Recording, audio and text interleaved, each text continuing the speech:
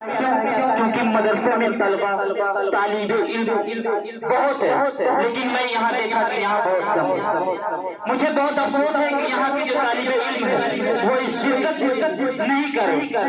کیوں؟ کسی ایک لکڑی کو اٹھا کے توڑنا آسان ہوتا ہے، لیکن اسی لکڑی کا جب گٹھر بنا دیا جاتا ہے تو اسے توڑنا بڑا مشکل کام ہوتا ہے۔ تو اردو ادب سے جڑنے کی کوشش کیجیے۔ جی اگر کوئی غزل کا پروگرام ہوتا تو یہاں مجمع ہوتے، کسی شاعرہ کو بلایا گیا ہوتا تو یہاں مجمع ہوتے، لیکن اردو ادب سے جوڑنے کی کوشش نہیں کی جا رہی ہے۔ ابھی اردو ادب کو مٹانے میں لوگ لگے ہیں، جب تک آپ جڑیں گے نہیں کام نہیں چلے گا۔ میں اسی منچ سے کہنا چاہوں گا کہ اردو ادب میں جڑنے کی کوشش کیجیے۔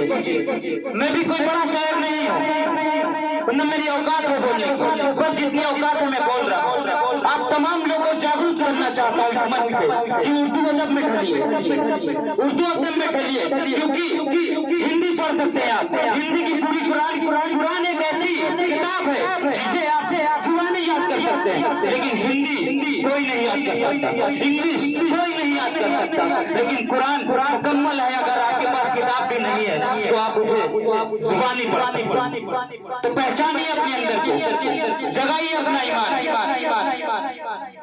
اردو ادب میں جڑنے کی کوشش کیجیے۔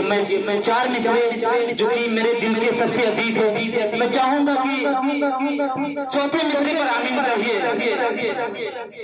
کہ عبادتوں کا خزینہ دکھا کے لے آؤں، عبادتوں کا خزینہ دکھا کے لے آؤں، میں انہیں خلد کا زینہ دکھا کے لے آؤں، عبادتوں کا خزینہ دکھا کے لے آؤں۔ جو آمین بولے گا الحمدللہ اللہ تعالیٰ ان کی بھی مراد پوری کرے گا۔ کہ عبادتوں کا خزینہ دکھا کے لے آؤں، میں انہیں خلد کا زینہ دکھا کے لے آؤں، اور میرے کریم مجھے اتنا نواز دے کہ میں اپنی ماں کو مدینہ دکھا کے لے آؤں، میں اپنی ماں کو مدینہ دکھا کے لے آؤں، میں اپنی ماں کو مدینہ دکھا کے لے آؤں، میں اپنی ماں کو مدینہ دکھا کے لے آؤں۔ آئیے تعلیم کے بارے میں بہت کہنا چاہوں گا کہ جو چھوٹے چھوٹے بچے ہیں ماشاءاللہ مدرسے جاتے ہیں، ان کو زیادہ سے زیادہ اردو سکھانے کی کوشش کی جائے، کیونکہ اردو بہت ہی خوبصورت زبان ہے۔ تمام شاعر لوگ اردو میں ہی کیوں آئے؟ کیونکہ اس کی جو شاعری ہوتی ہے، جو کتابیں ہوتی ہیں سب مکمل ہوتی، انگلش کی کوئی کتاب مکمل نہیں، ہندی کی کوئی کتاب مکمل نہیں۔ ایک شاعر نے جب کتاب لکھنا اسٹارٹ کیا تو اسلام کو سب سے اول درجہ دیا۔ کیوں؟ کیونکہ اس سے پوچھا گیا کہ اسلام کو اول درجہ کیوں دیا؟ کہا کہ یہ دنیا کا سچا ایماندار مذہب، اس لیے میں نے اسلام کو اول درجہ دیا۔ کس طرح حوصلے آزمایا کرو۔ آخری شعر میں پڑھ کر اس پروگرام کو ختم کروں گا کہ عمل بھی کیجیے گا تمام لوگ۔